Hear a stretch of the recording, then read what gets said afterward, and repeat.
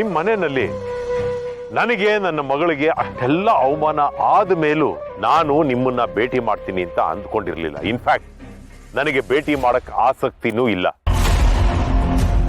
ಆದ್ರೆ ಈಗ ನೀವಾಗೆ ನನ್ನನ್ನ ಹುಡುಕೊಂಡು ಇಲ್ಲಿವರೆಗೂ ಬಂದಿದ್ದೀರಾ.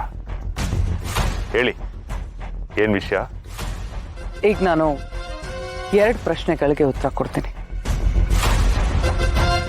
ಮೊದಲನೇದು, ನಿಮ್ಗೆ ಅವಮಾನ ಆಗಿದ್ದು ಯಾರಿಂದ ಅಂತ ಹೇಳ್ತೀನಿ. ಎರಡನೇದು, ಸಹಾಯಕ್ಕೆ ಬಂದಿರೋದು, ಆದ್ರೆ ಆ ಸಹಾಯ ಆಗೋದು ನನಗ ನಿಮ್ಗ ಅಂತ. ಏನ್ ಹೇಳ್ತಾ ಇದ್ದೀರಾ ನೀವು? ನೋಡಿ, ನನ್ನ ಮಗನಿಗೆ ನಿಮ್ಮ ಮಗಳನ್ನ ತಂದ್ಕೋಬೇಕು ಅಂತ ನಾನು ತುಂಬಾ ಆಸೆ ಪಟ್ಟಿದ್ದೆ. ಆದ್ರೆ ಏನ್ ಮಾಡೋದು, ನನ್ನ ಮಗನ ಬುದ್ಧಿ ಕೆಡಿಸಿ ಅವನ ದಿಕ್ಕು ತಪ್ಪಿಸಿ ಆ ಕೆಲಸ ತುಡ್ಗಿನ ಅವನಿಗೆ ಕೊಟ್ಟು ಮದುವೆ ಮಾಡಿಸಿದ್ರು. ಅದರಿಂದ ನನಗೆ ಎಷ್ಟು ಅವಮಾನ ನೋವಾಗಿದೆ ಗೊತ್ತಾ? ಇಷ್ಟೆಲ್ಲ ಮಾಡಿದ್ದು ಆ ವೀರು ಮಗಳು ಶ್ರಾವಣಿ. ಅಫ್ಕೋರ್ಸ್ ನಿಮ್ಗೂ ನಮ್ಮ ಮನೆಗೆ ಬಂದು ಅವಮಾನ ಆಗಿದೆ, ನಿರಾಸೆ ಆಗಿದೆ. ಅದಕ್ಕೂ ಕಾರಣ ಶ್ರಾವಣಿನೇ. ಅಂದ್ರೆ ನಿಮಗೆ ಈ ಮದುವೆ ಇಷ್ಟನೂ ಇರ್ಲಿಲ್ಲ, ಒಪ್ಪಿಗೆನೂ ಇರ್ಲಿಲ್ಲ. ಹಾಗಂತ ಸುಮ್ಮನಾಗೋದಕ್ಕೆ ವಿಧಿನೂ ಇರಲಿಲ್ಲ. ಈಗ 2ನೇ ವಿಷಯ, ನಾನು ಸಹಾಯ ಕೇಳಕ್ಕೆ ಬಂದಿದ್ದು, ಆದ್ರೆ ನಾನು ಹೇಳೋ ವಿಷಯದಿಂದ ಸಹಾಯ ನಿಮಗಾಗತ್ತಾ ಅಥವಾ ನನಗಾಗತ್ತಾ ಅಂತ ನೀವೇ ಯೋಚನೆ ಮಾಡಿ. ವೀರುನ ರಾಜಕೀಯದಲ್ಲಿ ತುಳಿಬೇಕು ಅಂತ ಅನ್ಕೊಂಡಿದ್ದೀನಿ.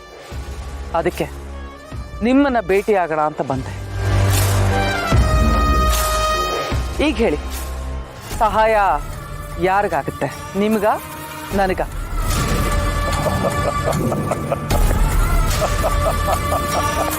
ಗುಡ್.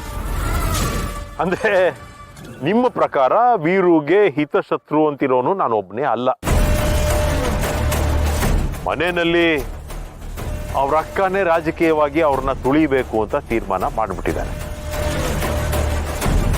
ಇದನ್ನ ನಂಬುವಂತೀರಾ? ನಂಬಲೇಬೇಕು. ರಾಜಕೀಯದಲ್ಲಿ ಸ್ವಂತದವರೇ ಶತ್ರುಗಳಾಗೋದು. ಇದ್ರ ಬಗ್ಗೆ ನಾನು ಹೊಸದಾಗೇನು ಹೇಳ್ಬೇಕಾಗಿಲ್ಲ ಅಂತ ಅನ್ಕೋತೀನಿ. ಮುಂಚೆಯಿಂದಾನು ನಿಮ್ಗೆ ವೀರುನ್ ಕಂಡ್ರೆ ಆಗಲ್ಲ ಅಂತ ನನಗೆ ಗೊತ್ತಿತ್ತು. ಆದ್ರೂ ಈ ಸಂಬಂಧ ಒಪ್ಕೊಂಡು ನೀವು ನಮ್ಮ ಮನೆಗೆ ಬಂದಾಗ ಖಂಡಿತ ವೀರುನ ಮುಳುಗ್ಸಕ್ಕೆ ಬಂದಿದ್ದೀರಾ ಅಂತ ನನಗೆ ಗೊತ್ತಿತ್ತು. ಹಾಗೆ ನೋಡಿದ್ರೆ ಆದ್ರೆ ನನ್ನ ತಮ್ಮ ವೀರುಗ್ ಬಂತು. ಇವತ್ತಿನವರೆಗೂ ಅಧಿಕಾರಗೋಸ್ಕರ ಕಾಯ್ತಾ ಇದ್ದೀನಿ ನಾನು. ನನ್ನ ಹಾಗೆ ನೀವೂನು ವೀರು ನೆಲ ಕಚ್ಚೋದನ್ನೇ ನೋಡಕ್ ಕಾಯ್ತಾ ಇದ್ದೀರಾ ಅಂತ ನನಗೆ ಗೊತ್ತು. ಇದೌದು ಅನ್ನೋದಾದ್ರೆ ನಾವಿಬ್ರು ಮಾತನ್ನ ಮುಂದುವರಿಸಬಹುದು. ಏನಂತೀರಾ?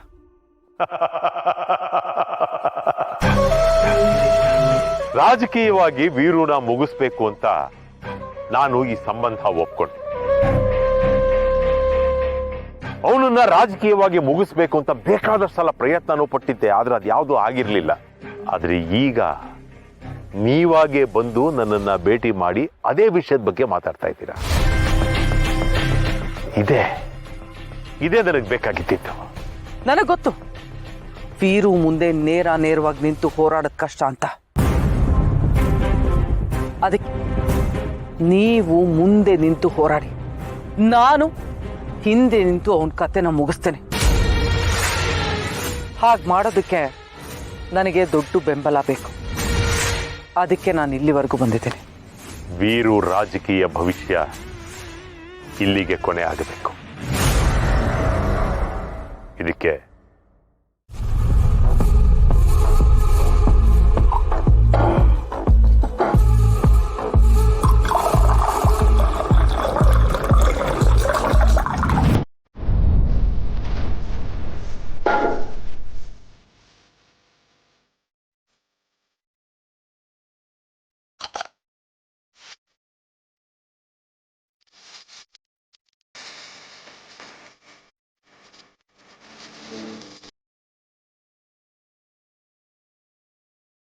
ಏನೇ ತಿಂಡಿ ತಗೊಬಂದಿದ್ಯಾ? ಇದನ್ನೆಲ್ಲ ನಾನು ತಿನ್ಬೇಕಾ? ನನಗೊಂದು ಡೌಟು, ನೀನು ಯಾಕೆ ತಿಂಡಿಲಿ ವಿಷ ಬೆರೆಸಿರಬಾರ್ದು? ನೀವು ಅಂದರೆ ನನ್ನ ಬದುಕು.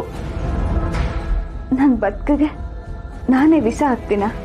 ಏಯ್ ದೌರಾಣೆ, ಸಾಕು. ಇಂಥ ಮಾತುಗಳನ್ನೆಲ್ಲ ನಾನು ಕೇಳಿದ್ದೀನಿ.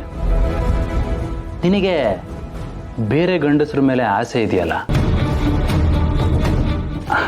ಅದರಲ್ಲೂ ಆ ಸುಬ್ಬು ನೋಡಿದ್ರೆ ನುರಿತಾ ಇರ್ತೀಯ. ನೀನು ಮನೆ ಕೆಲಸದವ್ರು ನೋಡಿದ್ರು ನುರಿತೀಯ, ಮನೆ ಡ್ರೈವರ್ ನೋಡಿದ್ರು ನುರಿತೀಯ. ಯಾರಿಗೊತ್ತು ಅದು ಯಾರ್ಯಾರನ್ನ ಬುಟ್ಟಿಗೆ ಹಾಕೊಂಡಿದ್ಯೋ ಏನೋ. ಆದರೂ ನಂಗೊಂದು ಡೌಟು, ನೀನು ಬೇರೆಯವ್ರ ಜೊತೆ ಚಕ್ಕಂದ ಆಡೋದಕ್ಕೆ ನನಗೆ ವಿಷ ಸಾಯಿಸಲ್ಲ ಅನ್ನೋದಕ್ಕೆ ಏನೇ ಗ್ಯಾರಂಟಿ? ಅಯ್ಯೋ ದ್ಯಾವ್ರೆ, ಏನಾಗೈತೆ ನಿಮ್ಗೆ? ಯಾಕೆ ಈ ರೀತಿ ಎಲ್ಲ ಮಾತಾಡಿರೋದ ಕೊಳ್ತೀರ? ಹಿಂಗೆಲ್ಲ ಹೇಳ್ಬೇಡಿ, ನನ್ಗೆ ಸಹಿಸ್ಕೊಳಕ್ ಆಗಕ್ಕಿಲ್ಲ. ನೋಡಿ, ಈ ರೀತಿ ಎಲ್ಲ ಮಾತಾಡೋ ಬದಲು ನನ್ ಕುತ್ಕೆ ಇತ್ತಿ ಸಾಯಿಸ್ಬೇಡಿ. ನಿನ್ನ ಸಾಯಿಸೋಕ್ಕಾಗಲ್ಲ. ನಿನ್ನ ಸಾಯಿಸಿದ್ರೆ ನಾನು ಕೊಲೆಗಾರ ಆಗ್ಬಿಡ್ತೀನಿ. ನಿನ್ನ ಸಾಯಕ್ಕೂ ಬಿಡಲ್ಲ, ಬದುಕಕ್ಕೂ ಬಿಡಲ್ಲ. ಲೇ, ನೀನ್ ತಂದಿರೋ ತಿಂಡಿನ ಇದ್ರ ಜೊತೆ ತಿನ್ನಕ್ಕಾಗಲ್ಲ, ಕುಡಿಯೋಕ್ಕೂ ಆಗಲ್ಲ, ಟೇಸ್ಟ್ ಹಾಳಾಗ್ಬಿಡುತ್ತೆ. ಒಂದು ಕೆಲಸ ಮಾಡು, ನಾನು ತಿಂಡಿ ತಿಂತೀನಿ, ನೀನೊಂದು ಪೆಗ್ ಎಣ್ಣೆ ಹೊಡಿ. ಎಂತ ಮಾತು ಅಂತ ಮಾತಾಡ್ತೀವ್ರಿ? ಏಯ್ ಸಾವಿತ್ರಿ, ನೋಡು, ನಾನು ಪ್ರೀತಿ ಬೆರೆಸ್ತಾ ಇದ್ದೀನಿ, ಪವಿತ್ರವಾದ ಪ್ರೀತಿನ. ಬಾ ಕುಡಿ, ಕುಡಿ ಬಾ, ಕುಡಿ ಸಾವಿತ್ರಿ.